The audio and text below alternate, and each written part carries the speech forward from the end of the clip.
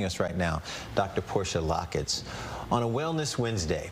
Now, Dr. Locketts happens to be a grief recovery method specialist. She's a spiritual advisor. She's a chaplain with DMC. And before we talk about Permission To Day, this situation in Atlanta is something that our area has had to deal with Oxford, but even more than that, our country has had to deal with these kind of violent events. When someone deals with this kind of event, casualty or injury, what is the first thing you would say to a student or to a person who is watching or has to go back to school or go to school knowing that these things could happen? First of all, you want to take a look at those individuals who were, involved directly. And those were the students in this particular situations. And, like most parents, you don't want to ask your children, are they okay?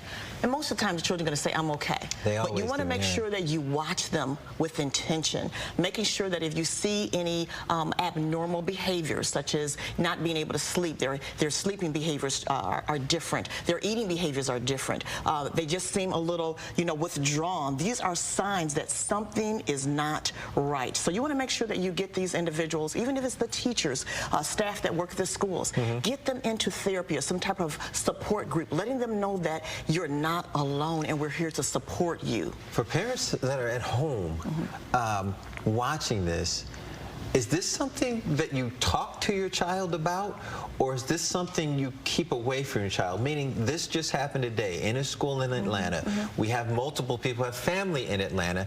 Now, when your kid gets home from school today, do you sit them down and talk about this?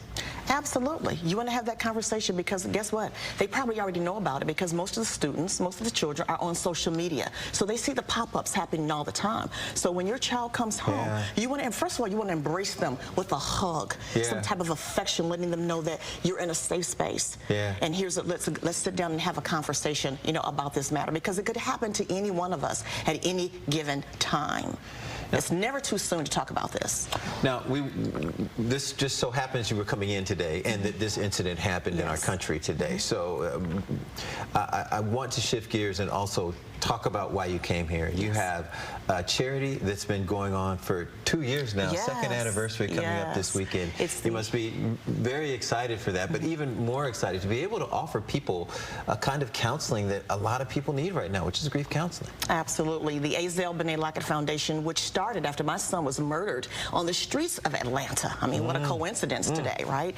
And so we started this foundation to be able to support individuals who are going through any type of grieving journey, helping them to heal, offering them hope, and holding their hearts as they're going through the grieving journey. So on Saturday will be the second anniversary of the foundation.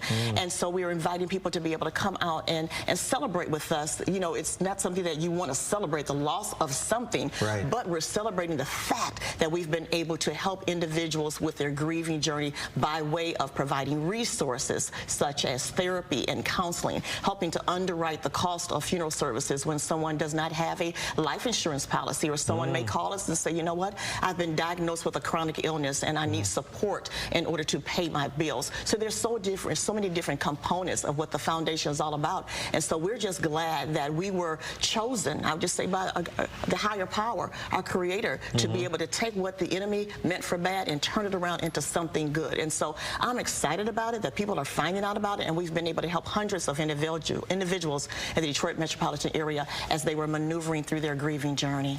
Now, one thing I did want to talk to you about was, I think it's called Permission To Day. It's something that you do. What does that mean? So Permission To Day. So a lot of times you hear that word so commonly now, permission to, because when we started it was a download, giving people permission to grieve, because sometimes people don't feel that they have the wealth, and they don't know how to grieve. Is it okay to grieve? During COVID season, so many people, we were losing our loved ones, and so it's like, you had 2 weeks, get over it.